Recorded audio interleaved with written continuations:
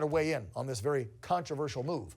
He's the director of research at the Government Accountability Institute and the author of the book Control Oligarchs, our friend Seamus Bruner, back on the program. Seamus, nice to see you again. So here's my understanding, and then you tell me what's actually happening.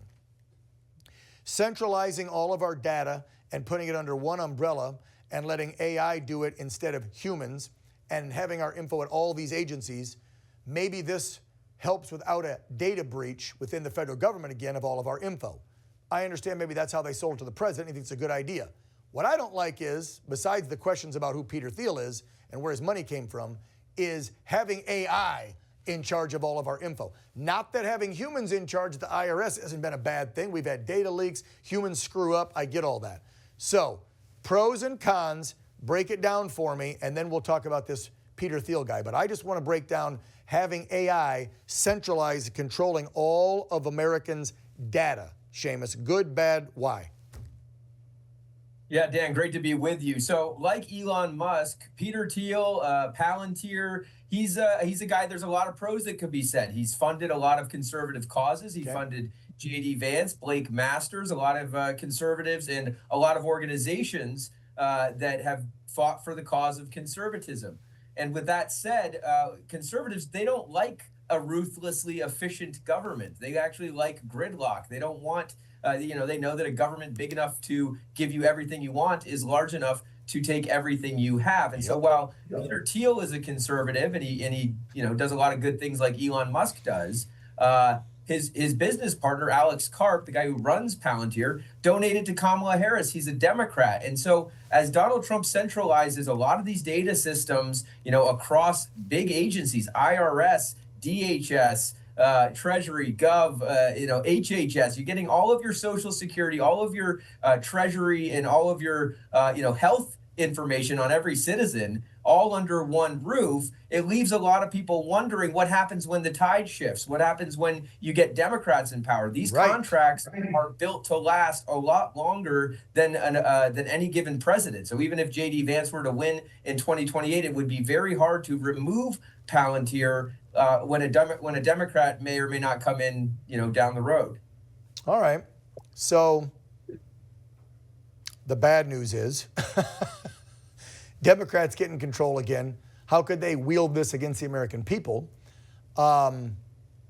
Is there an issue, though, also with allowing AI, which is always evolving and getting more powerful? Sorry, I'm not trying to act like it's a Terminator movie, but okay, I'm over 50 and I saw all the Terminator movies. So when I start hearing AI is going to be in control of every American's entire database, everything about us, yeah, do you have concerns about that part of it? Forget who owns the company. Forget that human donated to left or right. Just AI being in control of all of our data down the road. Good or bad?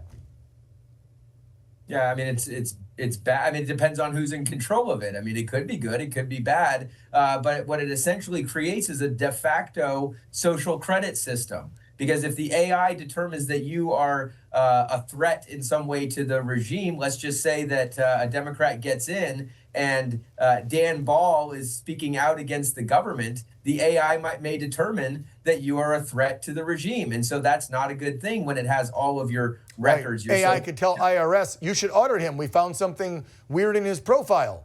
Exactly. Now I see where you're going. Okay, so final question's an easy one to you. What should be done? Should we be lobbying the White House to tell the president to get rid of this and do not centralize under AI and especially use this particular company? If you do go ahead and do it because there's connections to this Alex guy who's a Democrat donor, like what should we be doing as conservative MAGA folks to make sure this isn't implemented, or if it is, there's better safeguards?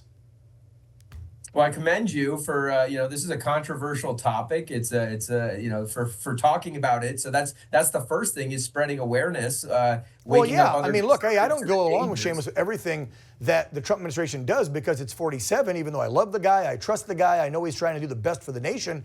Sometimes he has bad people around him that give him bad information or do something nefarious on purpose because they want to line their pockets. I don't think that everybody in the entire Trump administration is above reproach. Let's be real. We know that Trump So does what Trump wants because he's the president and he's got the cash behind it to back it to do what he wants. But there's plenty of people that he hired the first time and maybe less this time, but there's still people in there I don't trust. So I'm going to bring things up. Hell, if I need to, not that he'll pick up, I could always try and call and text and say, what's going on with this AI stuff? Everybody's telling me don't do this. Yeah, so I mean, the first step is doing exactly what you're doing and spreading the word about it, letting people get to understand what exactly it means. My understanding is the contracts are signed. You can't really undo those so easily, and so we'll see where this goes. It's lawmakers need to kind of get wise to AI. I'm not encouraged by what's in the big beautiful bill with a 10-year AI moratorium. That's it's not passed yet. I saw that. Yeah, so I mean, everybody needs to wake up to the reality that AI is going to upend our lives, both in the hands of the government and the hands of the Silicon Valley tech bros. And it's moving faster than people's realizations are catching up. Yeah, no kidding. And I don't think anybody wants to see a Skynet situation 5-10 years down the road.